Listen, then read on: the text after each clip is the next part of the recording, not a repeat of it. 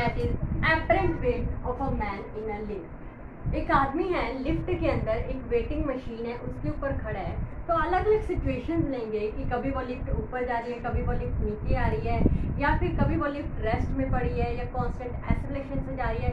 उस टाइम पे उसके एपरेंट वेट पे क्या फ़र्क पड़ता है, और उससे पहले एपरेंट वेट होता क्या है वो भी हम इसमें स्टडी करेंगे।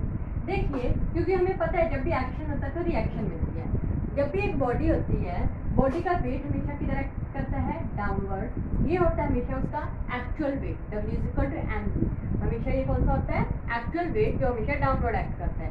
जब एक्शन हुआ तो एक रिएक्शन मिलती है, और वो हमेशा जो वेट होता है, इसके रिएक्शन में जो वेट होता है उस वेट को हम बोलते हैं एपरेंट वेट। हम इसे R से रिप्रेजेंट करेंगे इस आर्टिकल में। तो हर सिचुएशन में, लिफ्ट की अलग अलग सिचुएशन में हमने उसे R की वैल्यू फाइंड आउट करनी है, एपरेंट वेट की वैल्यू फाइंड आउट करनी है। तो चलिए स्टार्ट करते हैं। देखिए, अलग अलग इसमें केसेस लेंगे हम। सबसे पहले मान लेते हैं एक लिफ्ट है, लिफ्ट के अंदर जो वेटिंग मशीन है, वेटिंग मशीन के ऊपर एक आदमी है।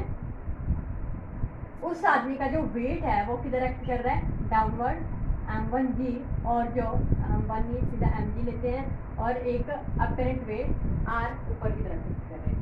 सबसे पहले कंडीशन लेंगे हम कि when lift is at rest.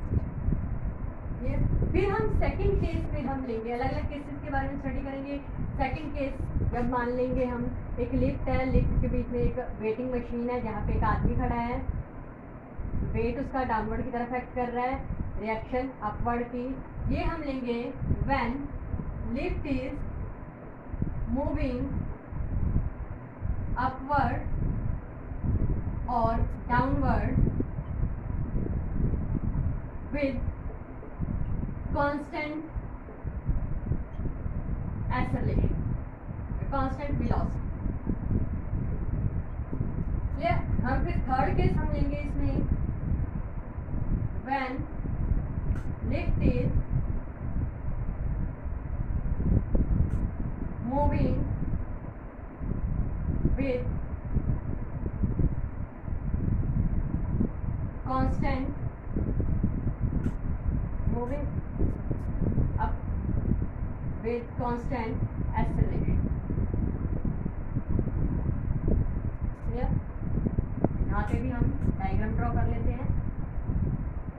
Weight downward, reaction up, apparent wait या हम रिएक्शन एक ही चीज होती है, हम इसे R से रिप्रेजेंट करते हैं। फिर हम इसमें चौथा केस लेंगे कि मान लीजिए सेम जैसे ये केस है, अपवर्ड जा रही है, उसी तरह से अगर डाउनवर्ड जा रही है, when lift is moving downward with constant acceleration.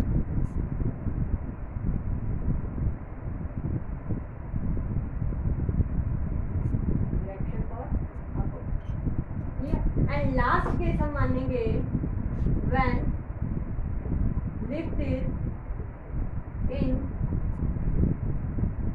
Moving with acceleration equal to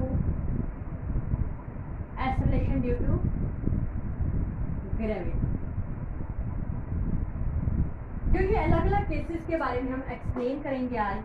in cases में क्या होता है, न्यूमेरिकल पर्पस में क्या कई बार इसमें एक आधा अलग से केस भी दे देते हैं एग्जाम में कि उस पर्टिकुलर एक केस दे दिया कि उसमें एपरेंट वेट कितना होगा, या इसके बेस पे जो जो रिजल्ट आएंगे उससे रिलेटेड कोई न्यूमेरिकल दे दिया, तो न्यूमेरिकल में हम वैल्यू फिल आउट करके उसके न्यूमेरिकल्स को सॉल्व कर सकते हैं। तो चलिए स्टार्ट करते हैं वन बाय वन करके इन सारे केसेस को।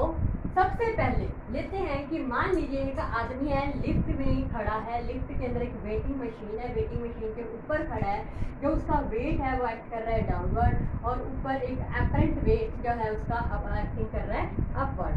बट उस केस में अगर हम माने कि लिफ्ट रेस्ट पे है तो क्या होगा। देखिए, अगर लिफ्ट रेस्ट पे है मीन्स लिफ्ट नहीं चल रही, इसका मतलब उसके अंदर जो एक्सेलरेशन है वो कितनी है, 0।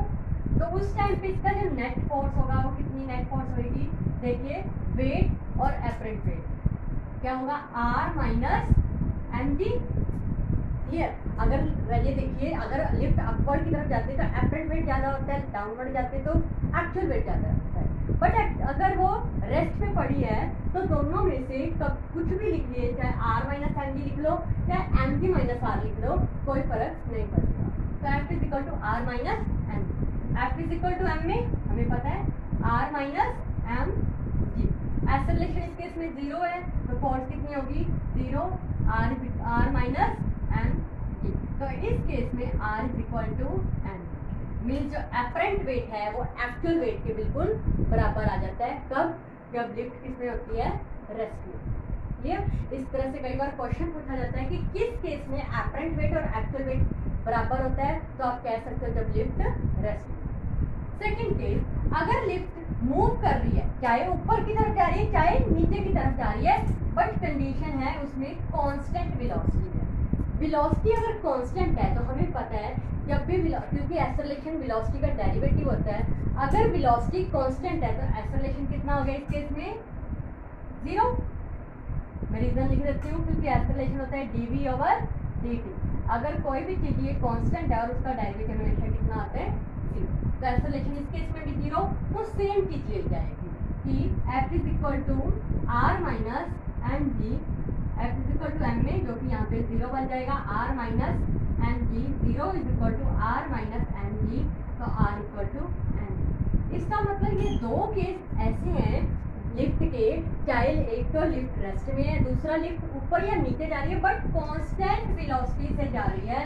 अगर कांस्टेंट वेलोसिटी से जाती है तब भी उस केस में एक्चुअल वेट एपरेंट वेट की हमेशा इक्वल होता है। ये दो केसेस हमारे पास क्लियर हुए।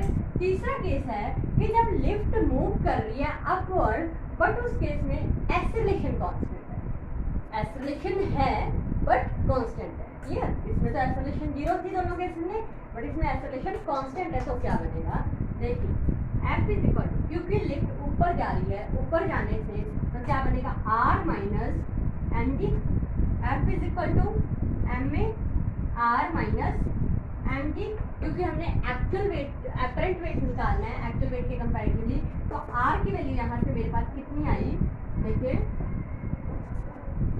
तो आर की वैल्यू मेरे पास आई R is equal to M A plus M G, ये तो जाएगा। तो यहाँ से R is equal to M constant हुआ तो ए प्लस जी, इतना एपरेंट वेट आ गया। कब, जब लिफ्ट कांस्टेंट एक्सेलरेशन से चल रही है but upward. Now lift downward चल रही है कांस्टेंट एक्सेलरेशन से, तो क्या बनेगा, इस केस में भी एक्सेलरेशन कांस्टेंट है, मींस एक्सेलरेशन की कुछ ना कुछ वैल्यू है, तो बनेगी एफ इज इक्वल टू, क्योंकि डाउनवर्ड है तो एम जी माइनस आर। जैसे कि इस केस में अपवर्ड जा रही थी तो हमेशा याद रखना एपरेंट वेट ज़्यादा होगा एक्चुअल वेट से।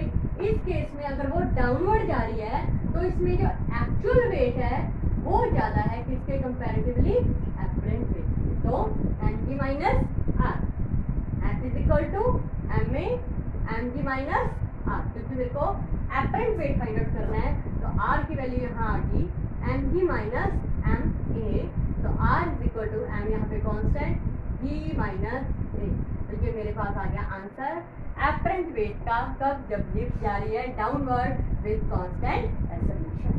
Clear. Now the last case is when the lift is moving with acceleration equal to acceleration due to gravity.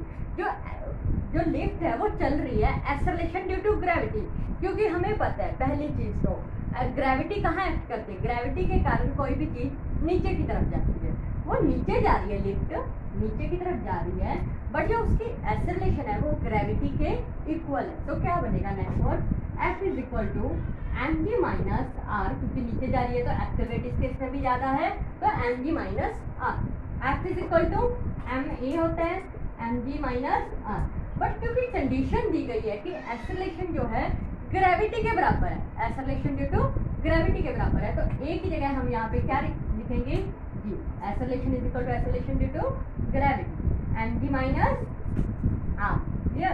तो यहाँ से आर की वैल्यू आ जाएगी एम जी माइनस mg, तो r कितना आ गया 0। एपरेंट वेट इस केस में कितना आ जाएगा 0। This is the only case for represent weightlessness condition. Clear? जब बॉडी फ्रीली फॉल हो जाती है, एक चीज याद रखिए, जब बॉडी बिल्कुल फ्रीली फॉल गिरती है तो उस टाइम पे बॉडी का वेट कितना होता है, बिल्कुल 0। बॉडी किसकी तरह एक्ट करती है, वेटलेसनेस कंडीशन की तरह एक्ट करती है। तो ये वो कंडीशन है जहाँ पे बॉडी का वेट बिल्कुल, एपरेंट वेट भी बिल्कुल 0 हो जाएगा। क्लियर? तो हम ये 5 केसेस किए लिफ्ट से रिलेटेड। पहले लिफ्ट रेस्ट में थी, तब एपरेंट और एक्चुअल वेट बराबर आया। जब वो कांस्टेंट वेलोसिटी से चलती है, चाहे ऊपर या नीचे, तब भी दोनों वेट बराबर आते हैं। जब वो ऊपर की तरफ जा रही है बट कांस्टेंट एक्सेलरेशन से जा रही है, उस टाइम पे उसका एपरेंट वेट ज़्यादा होता है एक्चुअल वेट से। एंड फोर्थ केस, जब वो नीचे की तरफ जा रही है कांस्टेंट एक्सेलरेशन से, उस टाइम पे उसका एक्चुअल वेट ज़्यादा होता है एपरेंट वेट से। And the last case, this is also very important case, exam में क्या किया जाता है, अकेला इस पोर्शन के बारे में भी पूछ लिया जाता है। तो इस केस में क्या है, वेटलेसनेस की कंडीशन को शो कर रहा है। इस केस में जब भी lift acceleration due to gravity की तरफ की वेलोसिटी एक्सेलरेशन से चलती है, उस टाइम पे उसका एपरेंट वेट कितना आता है, 0 आता है। Clear? This is all cases of apparent weight of a man in a lift. Clear? I hope आपको अच्छे से समझ आई होगी इस टॉपिक के बारे में। अगर कोई भी कमेंट हो तो प्लीज़, कोई डाउट हो तो कमेंट बॉक्स में कमेंट करके बताएं। Thank you.